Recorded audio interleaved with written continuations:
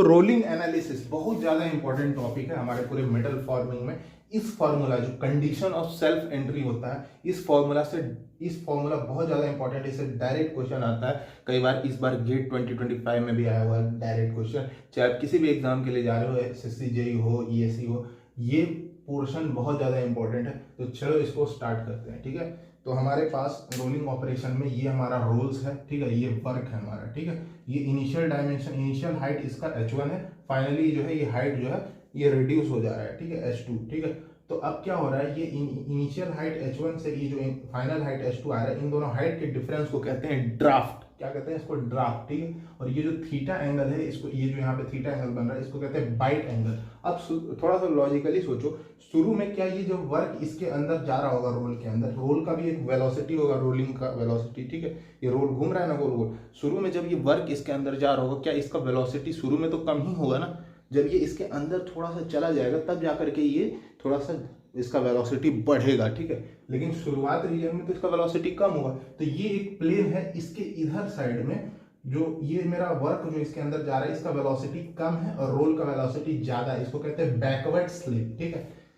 Role के respect में हम लोग देखें तो ये पीछे की ओर स्लिप कर रहा है। तो ये VR1 - VR/100 ये फॉर्मूला है, ठीक है।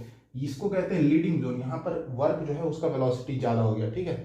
इसको कहते हैं लीडिंग जोन, लीड कर रहा है, ठीक है। और ये जो प्लेन है, इसमें जो है रोल का वेलोसिटी और वर्क का वेलोसिटी जो अंदर जा रहा है, उन दोनों का वेलोसिटी सेम आ जाता है। इसको कहते हैं न्यूट्रल प्लेन, जैसा कि हम लोग का बेंडिंग स्ट्रेस में न्यूट्रल एक्सिस होता था। अब आते हैं condition of self entry, that is very important. यहाँ पर एक एक्शन रिएक्शन, एक नॉर्मल रिएक्शन फोर्स लगेगा। इस फोर्स का ये वाला कंपोनेंट देखो, ये P sin थीटा है, जो कि इधर ले जाने की कोशिश कर रहा है, जो कि मेरे वर्क को अंदर ले जाने के लिए नहीं अलाउ कर रहा है। लेकिन ये जो न्यू, ये फ्रिक्शन फोर्स, यहाँ पे एक न्यू P लगेगा, ठीक है, अरे न्यू एन, ठीक है। इसका ये component new P cos theta, ये इसको अंदर ढकेल रहा है, ठीक है, अंदर जाने के लिए। तो ये अगर ये वैल्यू जो है ज्यादा होना चाहिए for the condition of for the condition of entry, और अगर ये बेयर मिनिमम दोनों बराबर हो जाएगा तो इसी को कहते हैं कंडीशन ऑफ सेल्फ एंट्री। तो P से P cancel out, new is greater than tan theta, ठीक है। अब ये जो पूरा लेंथ होता है, इसको कहते हैं लेंथ ऑफ कॉन्टैक्ट, जो कि आता है R × डेल्टा एच, ठीक है। और हम लोग थोड़ा सा मैथमेटिकली और कुछ कैलकुलेशन करने के बाद ये एक फॉर्मूला निकल के आता है, draft is equals to new square R, ठीक है।